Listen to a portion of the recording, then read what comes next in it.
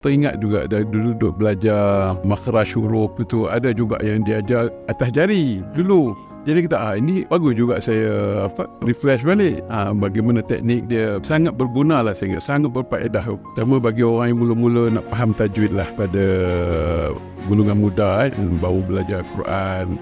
Tapi kalau orang yang dah ada pengetahuan tajwid pun lagi baik, sebab dia memudahkan dia untuk mengajar orang lain. Lam, mim, nun, mat dan waqaf kan, semua di hujung jari. Jadi senang mengingat dan kita senang mengajar pada orang. Ya, alhamdulillah saya rasa tajwid ni mudah. Bila dengan sistem jari tajwid ni, kita melihat bila kita nak tahu tentang nama-nama hukum tajwid tu, kita boleh pusing je guna jari tajwid kan. Jadi rasa macam mudah lah untuk mengetahui ilmu tajwid tu. Macam sebelum ni saya belajar macam seolah-olah macam dia berterabur tau. Tapi ni baru saya nampak lah kan, okey, hukum satu-satu gitu kan, secara bersistem lah. Kaedah ni sebab dia pusing-pusing roda tu memang senang lah kan, sebab saya pun memang tak menghafal lagi apa dia punya ni So bila pusing-pusing tu, okey, saya dah nampak dah kalau apa, so senang lah kan, sebab memudahkan kerja saya sebenarnya. Saya rasa barulah faham tentang tajwid. Tidak, saya tak tahu. Meraba-raba dalam gelap. Jadi ni second time saya belilah. Bila saya tengok pusing kan, memang lagi senang lah. Saya kata, ini benda bagus ni. Jadi dengan jari tajwid tu saya nampak it is like reversing it back to make it more interesting and make it simplified.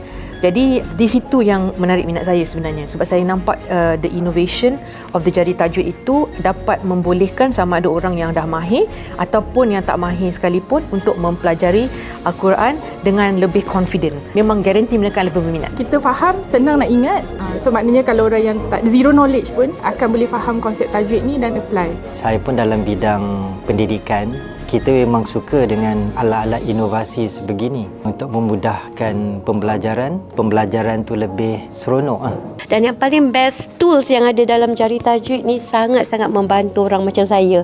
Dan saya yakin di luar sana pun ramai lagi yang nak tahu lagi tentang tajwid dan membaca Al-Quran dengan lebih baik. Adik saya dah beli, adik saya pun memang minat ni, dia pun belajar juga kan. Saya memang suka beritahu orang bahawa saya belajar ni, cuba awak cek kaedahnya, teknik dia. Sangat menarik bagi saya. Jom kita sama-sama mempelajari jari tajwid dengan kaedah yang betul, yang berkesan. Mudah-mudahan dengan pembelajaran ni dapat membantu kita semua-semua untuk sampai ke syurga Allah. Jom. Ingat, setiap pelaburan yang kita buat untuk Al-Quran, kalam Tuhan ni, satu pelaburan yang menguntungkan. Tak ada siapa pun rugi. Jadi apa lagi? Jangan rasa terlambat, jangan tangguh-tangguh. Dapatkan satu sekarang.